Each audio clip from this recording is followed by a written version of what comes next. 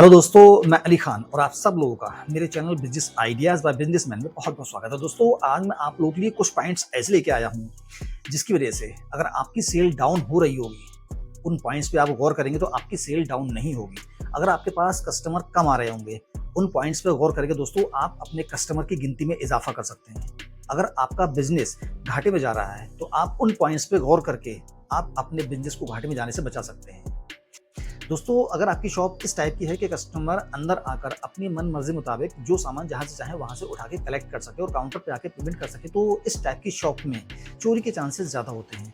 और जब चोरी के चांसेस ज़्यादा होते हैं और हम इतना कैमरों पे गौर नहीं कर पाते कि कौन सा सामान कहाँ से उठा, ये गायब हुआ है या बिका है, तो दोस्तों, और जबकि ऑलरेडी वहाँ पर कैमरे लगे होते हैं, कस्टमर को ये बात अच्छी तरह से पता होती है कि यहाँ पर कैमरे लगे हुए हैं, लेकिन कुछ कस्टमर ऐसे होते हैं जो अपनी आदत से बाज नहीं आते हैं। उन्हें एक दो सामान ज़रूर चुराना है। तो दोस्तों, आप अपने वहाँ पर अपने शॉप में एक छोटा सा मैटर टाइप करके लगा दीजिए, आपकी चोरी ज़रूर रुकेगी। वो मैटर क्या है दोस्तों? आपको एक छोटा सा मैटर टाइप करवाना है कि अगर आप हमारे यहाँ पर किसी भी टाइप की चोरी करते हो तो हम आपसे कुछ नहीं कहेंगे। आपका नाम पता करके हम आपको social media, Facebook, Instagram, WhatsApp और यूट्यूब पर फेमस कर देंगे। और जब आप फेमस हो जाओगे एक बार, तो आपको बहुत अच्छी इज्जत मिलेगी समाज के अंदर। आप एक छोटा सा मैटर टाइप करके इसका लगवा दीजिए। दोस्तों, मुझे उम्मीद है, 100% उम्मीद है कि आपके पास कभी भी चोरी नहीं होगी। पता है क्यों? क्योंकि कस्टमर चाहे कोई भी हो, लेडीज हो जेंट्स हो, इज्जत सबको प्यारी होती है। चोरी वो जरूर करेंगे लेकिन इज्जत सबको प्यारी होती है। और कोई भी दोस्तों आजकल 10, 50, 100, 200, 500 रुपए की चीज के चक्कर में अपनी इज्जत गंवाना नहीं चाहेगा। अगर जो कस्टमर आपके पास पहले से चोरी करता भी होगा, वो भी चोरी करना बंद कर देगा। दोस्तों, दूसरा पॉइंट है सामान को एक्सपायर होने से बचाना। अब सामान एक्सपायर कौन सा होता है? एक तो वो सामान एक्सपायर होता है जिसकी सेल होती है कम। आप ले आएंगे ज्यादा क्वांटिटी में, उसकी सेल होगी नहीं जब तक कि उसकी डेट निकल जाएगी। या वो सामान एक्सपायर होता है दोस्तों जो कस्टमर हमसे मांगता ही नहीं है, और मांगता भी है तो हमें पता नहीं होता कि वो सामान हमारे पास है भी या नहीं है, क्योंकि वो सामान एक दूसरे के पीछे छुप जाता है। इसकी वजह से हमें पता नहीं लग पाता कि वो सामान हमारे पास है भी या नहीं है।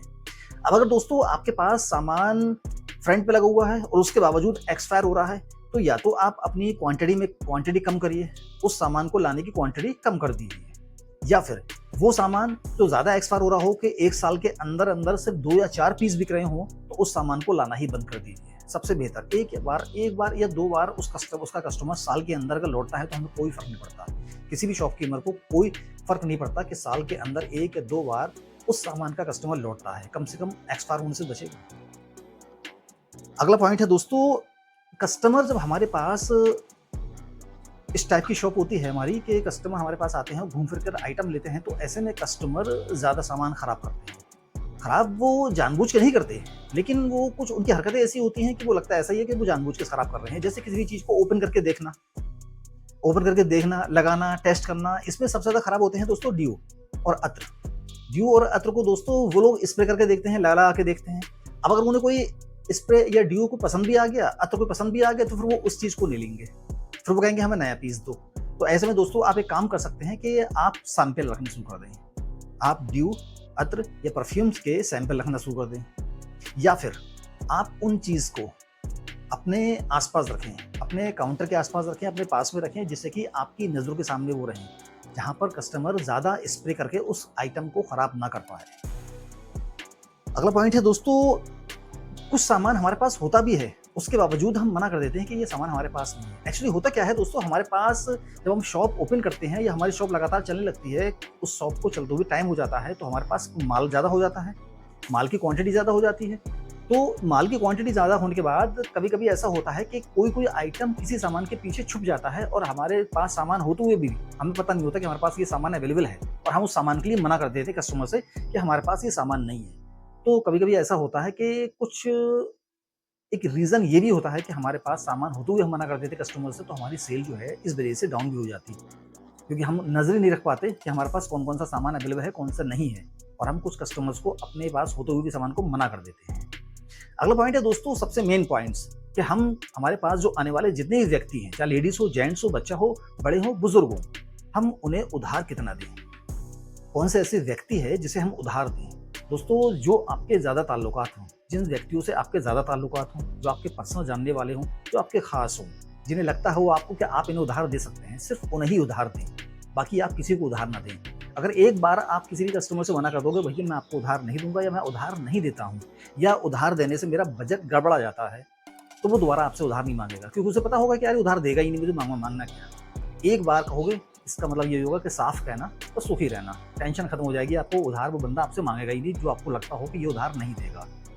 अब दोस्तों कभी कभी हम क्या करते हैं, हमने कोई नया बिजनेस ओपन करा, अब कोई नया बिजनेस अब ओपन कर लेते हैं तो हमारे पास जो कस्टमर आते हैं वो हमारे परमानेंट कस्टमर थोड़ा ना होते हैं जी। हमने तो बिजनेस नया ओपन करा है, वो हमारे कस्टमर थोड़ा नहीं है। वो जब हमारे पास फर्स्ट टाइम आए वो तभी हमारे कस्टमर बने। अब जब वो हमारे कस्टमर बने तो हमारा उनसे अगर बोलने का लहजा, बोलने का तरीका हमारा सॉफ्ट होगा, इजी होगा, बहुत अच्छा होगा, तो वो दोस्तों हमारे परमानेंट कस्टमर बन जाएंगे। वो आने वाले टाइम में भी हमसे ही जुड़े रहेंगे। क्यों? क्योंकि उन्हें हमारे बोलने का तरीका पसंद आ जाएगा। हमारे पास अगर कस्टमर आता है तो उससे खैर खैर पूछ लो, खैर खैर पूछने में कोई बुराई नहीं है। उसे पानी के लिए पूछ लो, गर्मी का मौसम में बहुत ज़्यादा गर्मी पड़ रही है, अगर अपने पास एक वाटर कूलर रख लेते हैं जिससे कि आने वाले कस्टमर को थोड़ी सहूलियत हो जाए, एक गिलास पानी मिल जाए, तो इससे अच्छी क्या बात हो सकती है। इससे हमारा कुछ नहीं बिगड़ेगा, लेकिन कस्टमर की नज़रों में हमारी इज्जत और बढ़ जाएगी। उसे अच्छा लगेगा कि यार ये शॉपकीपर बहुत अच्छा है। तो दोस्तों अगर हम अपने बोलने के तरीके में कस्टमर डील करने के तरीके को थोड़ा सा चेंज कर देंगे तो भी हमारे पास कस्टमर ज़्यादा आएंगे और हमारा बिजनेस अच्छा चलेगा। हमारी जो शॉप है दोस्तों वो किसी भी टाइप की चाहिए, किसी भी टाइप की शॉप सही। हमारा मार्ट है, मॉल है, डिपार्टमेंटल स्टोर है, किराने की शॉप है, मेडिकल स्टोर है, कॉस्मेटिक स्टोर है, किसी भी टाइप की शॉप सही। अगर हमारे पास एक प्रोडक्ट हम मेंटेन कर रहे हैं तो उस प्रोडक्ट की जितनी वैरायटी है वो ज़्यादा मेंटेन करना ज़रूरी है। दोस्तों हम अपने पास कितना ही प्रोडक्ट क्यों ना रखें, लेकिन उन प्रोडक्ट्स की वैरायटी रखना हमारे लिए ज़्यादा ज़रूरी होती है, क्योंकि आजकल के वक्त में दोस्तों शॉपकीपर्स वही ज़्यादा सक्सेस हैं जो वैरायटी मेंटेन करके चलते हैं। अगर आप अपनी शॉप पे वैरायटी मेंटेन कर दोगे तो उम्मीद है मुझे कि कस्टमर आपके पास जब आएगा तो खाली हाथ वापस नहीं जाएगा, क्योंकि उसे वैरायटी मेंटेन करनी मिलेगी। तो वो वैरायटी में से कहीं ना कोई आइटम चूज कर लेगा। जैसे फॉर एग्जांपल के लिए दोस्तों किसी भी एक टाइप का ड्यू ले लीजिए, फॉग दोस्तों एक ब्रांड हो गया, एक प्रोडक्ट हो गया, लेकिन उसकी वैरायटी कितनी है, बहुत ज़्यादा वैरायटी है। हर किसी को कलर वाइज अलग अलग चाहिए। तो कोशिश करिएगा दोस्तों अपने पास किसी भी टाइप का आप बिजनेस करते हो तो उनकी वैरायटी मेंटेन करके चलें। दोस्तों अगला पॉइंट है कि हम जो शॉप करते हैं या जो बिजनेस करते हैं वहां पर हम साफ सफाई कितनी करते हैं, अपने आइटम्स की साफ सफाई कितनी करते हैं, अपने काउंटर्स की साफ सफाई कितनी करते हैं, अपना फर्श जो है वो हम कितना क्लीन रखते हैं।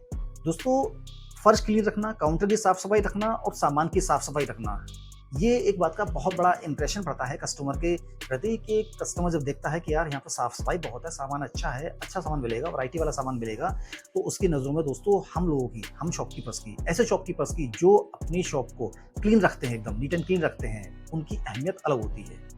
क्योंकि दोस्तों अगर आपकी शॉप में साफ सफाई होगी तो उस कस्टमर को भी अच्छा लगेगा कि यार यहाँ पर साफ सफाई बहुत है। वो आपसे भले ही चाहे ना क्या, लेकिन मन ही मन सोचेगा यार यहाँ पे साफ सफाई बहुत है, सामान बहुत सलीके से रखा हुआ है और बिल्कुल एकदम नीट एंड क्लीन सामान है, तो इसका इंप्रेशन भी कस्टमर पे अलग तरीके से पड़ता है। दूसरा है दोस्तों कि हम अपने सामान में ट्रांसपेरेंसी कितनी रखते हैं।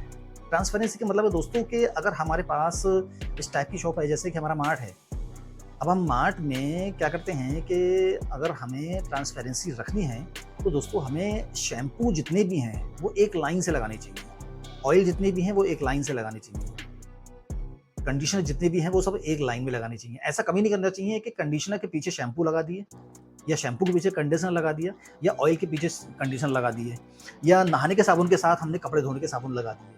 ऐसा कभी नहीं करना चाहिए दोस्तों। मैंने आपसे पहले कहा कि वैरायटी मेंटेन करिए। अगर हम वैरायटी मेंटेन करेंगे तो एक एक साबुन की 4-4-5 वैरायटी होती हैं। अगर हमारे पास वैरायटी मेंटेन होगी तो हम उस चीज़ को लगाएंगे भी तरीके से ताकि सामान जो हमारा वो फ्रंट पर दिखे। ये होती है दोस्तों ट्रांसपेरेंसी अपने सामान के प्रति। बात यह बात दोस्तों कि हमारे पास जो कस्टमर आते हैं, जो पहले से आ रहे हैं वो या जो नया कस्टमर आता है वो हमसे परमानेंट लगातार कैसे जुड़ेगा। कोई भी कस्टमर हमारे पास अगर आता है, हमारी नई शॉप है या पुरानी शॉप है, हमारे पास कस्टमर पहली बार आया तो हमारा परमानेंट कस्टमर नहीं है, वो किसी और का कस्टमर है। अब वो हमसे लगातार कैसे जुड़ेगा दोस्तों, वो होती है सबसे चीज मेन बात, कस्टमर को डिस्काउंट हम कितना दे रहे हैं। किसी भी प्रोडक्ट पे कस्टमर को हम डिस्काउंट कितना दे रहे हैं मार्केट रेट के मुताबिक। कोई फॉर एग्जाम्पल ले लेते हैं दोस्तों, फॉग ले लेते हैं। मार्केट रेट के मुताबिक फॉग का MRP इस समय 225 है। वो दोस्तों मार्केट में 150-160 रुपए तक का मिल रहा है। अगर आप उसी को 180, 190 या 200 रुपए तक का दोगे और सोचोगे कस्टमर को डिस्काउंट हो जाएगा तो मुझे डिस्काउंट हो जाएगा, लेकिन अगर कस्टमर ने पहले से ही कहीं से लिया हुआ होता है तो वो हो सकता है आपको उसी समय कह दे कि नहीं भैया ये तो यार महंगा है, ये वहाँ जब वहाँ पर इतने का मिल रहा है, तब आप कहोगे चलो ठीक है भैया आप इतने ही दे दो। अगर आपने इस समय उस समय ये कह दिया कि चलो ठीक है आप भैया उतने ही दे दो, तब तो आप कस्टमर पे कंट्रोल कर लोगे। लेकिन अगर आपने कहा कहीं नहीं भैया कि ये इतने का नहीं इतने का मिल रहा है, तो दोस्तों हो सकता है कि कस्टमर उस आइटम को ना ले और कस्टमर की नज़रों में आपकी इमेज ये खराब हो जाए कि यार ये सामान जो है महंगा दे रहा है। तो दोस्तों कोशिश करिएगा कि कभी भी किसी प्रोडक्ट को अगर दें तो मैक्सिमम जितना डिस्काउंट हो सकता है आपसे कस्टमर के लिए, आप उतना डिस्काउंट कस्टमर को दें। दोस्तों ये कुछ पॉइंट्स हैं, अगर आप इन पॉइंट्स पे गौर कर लो तो आप चाहे पुराने शॉपकीपर सही या आप कोई नया बिजनेस करने की सोच रहे हैं तो, या आप एक डिपार्टमेंटल स्टोर या एक इस टाइप का मार्ट या कोई छोटी किराने की shop, cosmetic shop, medical store shop, इस टाइप की कोई भी शॉप या बिजनेस करने की सोच रहे हैं तो आपका बिजनेस ज़रूर ग्रो करेगा। आप अपने बिजनेस में ज़रूर तरक्की करोगे, क्योंकि ये वो पॉइंट्स हैं दोस्तों जो अगर एक बार किसी भी शॉपकीपर ने इन पॉइंट्स पे गांठ बांध ली और उसने तय कर लिया कि मुझे ये सारे पॉइंट्स अपनाना ही अपनाना है, मुझे कस्टमर के प्रति वफादार रहना है, तो वो इंशाल्लाह ज़रूर तरक्की करेगा। उम्मीद करता हूँ दोस्तों वीडियो आपको पसंद आई होगी। अगर आपको वीडियो अच्छी लगी हो तो प्लीज़ इस वीडियो को एक लाइक कर दीजिएगा। अगर आप मेरे चैनल पर नए हैं तो प्लीज़ मेरे चैनल को सब्सक्राइब करके बेल आइकॉन पे क्लिक कर दीजिएगा, जिससे कि आने वाली वीडियोस की नोटिफिकेशन आपको मिलती रहे। मिलते हैं दोस्तों अगली वीडियो में, तब तक के लिए अपना आप ख्याल रखिएगा।